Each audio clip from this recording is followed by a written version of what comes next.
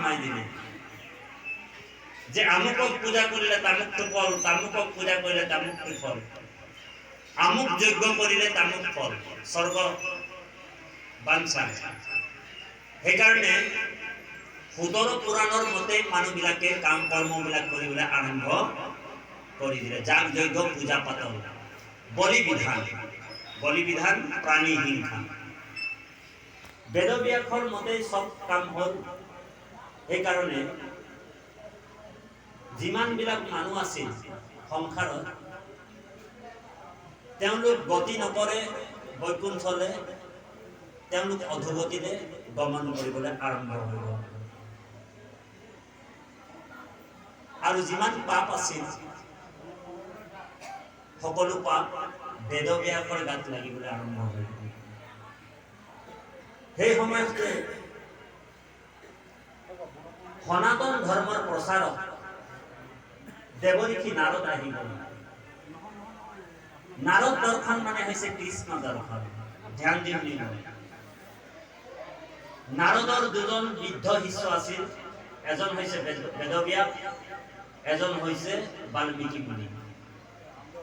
নাৰদৰ দুজন বাল্য শিষ্য আছিল, এজন হৈছে ধ্ৰুৱ আৰু এজন হৈছে ভক্ত প্ৰহ্লাদ। নাৰদ আহিল আৰু নাৰদক দৰ্শন কৰাৰ লগে লগে কৃষ্ণ দৰ্শন। কৃপালু বাবাই সমস্ত নাৰদৰ কাৰণে গোটেই সনাতন ধৰ্মটো প্ৰচাৰ হৈছে। সনাতন ধৰ্মৰ মূল প্ৰচাৰক কোন বুলি ক'লে মানে আমি একমাত্ৰ নাৰদক ক'ব লাগিব। কিন্তু মানুহবিলাকে নাৰদৰ ওপৰত বহুত আৰোপ লগায়, নাৰদক ভৎসনা কৰে, নাৰদক তাচ্ছিল্য ভাষাৰে কথাবিলাক পাতে নাৰদৰ বিষয়ে। কিন্তু নাৰদক আমি বেয়াকে ক'ব নালাগে। আপুনি যদি কেনেবাকে নাৰদক লগ পাই যায়, তেনেহলে গম পাব যে আপোনাৰ কৃষ্ণক পাই যোৱাটো, ভগৱানক পাই যোৱাটো খাটাং হৈ গ'ল। ঔ হৰি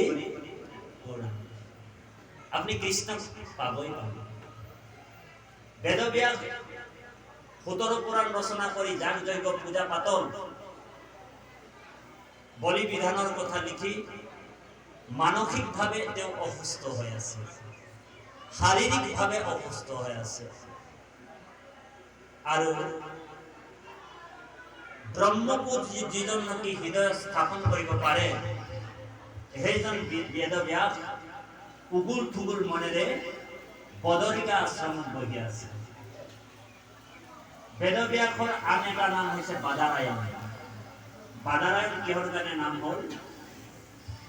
তেওঁ বদৰিকা আশ্ৰমত বেৰ ফল খাই কিনি তেওঁ তপস্যা কৰিছিল, সেইকাৰণে তেওঁৰ নাম হৈছে বাদাৰায়ণ। আৰু বেদব্যাসৰ আন এটা নাম হৈছে কৃষ্ণ দৈত্যায়ন। তেওঁ দ্বীপত জন্ম হৈছিল, সেইকাৰণে তেওঁৰ নাম কৃষ্ণ দৈত্যায়ন। বেদব্যাস উগুল থুগুল মনেৰে বহি থাকোঁতে দেৱঋষি নাৰদ আহি গ'ল। নাৰদ কোন হয় যে 12জন বৈষ্ণৱৰ ভিতৰত এজন শ্ৰেষ্ঠ বৈষ্ণৱ। বৈষ্ণৱ 12জন আছে বা সমস্ত। কোন কোন?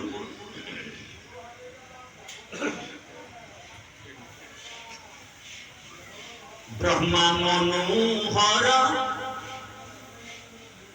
কপিল কুমার,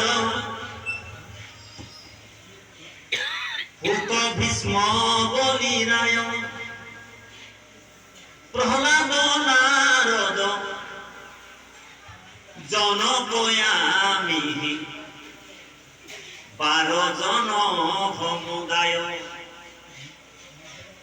হরির নামর গুপ্ত মহিমাক জানিয়া সুশুদ্ধ ভাবে,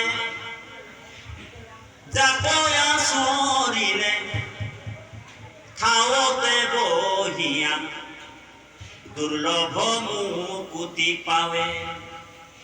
এই 12জন বৈষ্ণৱে হৰিনামৰ গুপ্ত মহিমাক জানে। কোনে কোনে জানে? এক হৈছে ব্ৰহ্মা, মনোহৰ, কপিল কুমাৰ। ব্ৰহ্মা, মনোহৰ, কপিল কুমাৰ। কুমাৰ মানে হৈছে সনত কুমাৰৰ কথা কৈছে। শুক ভীষ্ম বলি ৰায় প্ৰহ্লাদ নাৰদ জনক আমিহি এইটো যম ৰজাই কৈ আছে ষষ্ঠ স্কন্ধ অজামিল পাই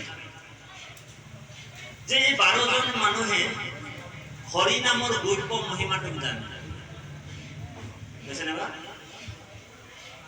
আৰু ভাগৱতৰ সেইসকলক ভট্ট বুলি কৈছে ভট্ট মানে ভাগৱতৰ বিষয়ে তেওঁলোক সম্পূৰ্ণৰূপে জানে ভাগৱত ধৰ্ম সম্পূৰ্ণৰূপে তেওঁলোকে জানে নাৰদ আহিল আৰু নাৰদ কি গাই গাই আহে নাৰদৰ মুখত কি থাকে ঈশ্বৰৰ নাম সকলোৱে গাব দেই নাৰদে কি গাইছে আমি সকলোৱে গাব লাগিব ये যাদৱ যদু মাধৱ মধুসূদন ये তুমি নিত্য নিৰঞ্জন নাৰায়ণ তোমাতে লৈলো শৰণ ইবাৰ কৰুণাময় হৰি কমলাপতি মোৰে নসাৰিবা নাৰায়ণ এ অৰুণ শৰণ তলে হৰি কমলাপতি হইতে হইতে পখিল এই প্ৰাৰ্থনাটোৰ তাৎপৰ্যটো জানে না এই প্ৰাৰ্থনাটোৰ তাৎপৰ্যটো বহুত গভীৰ আছে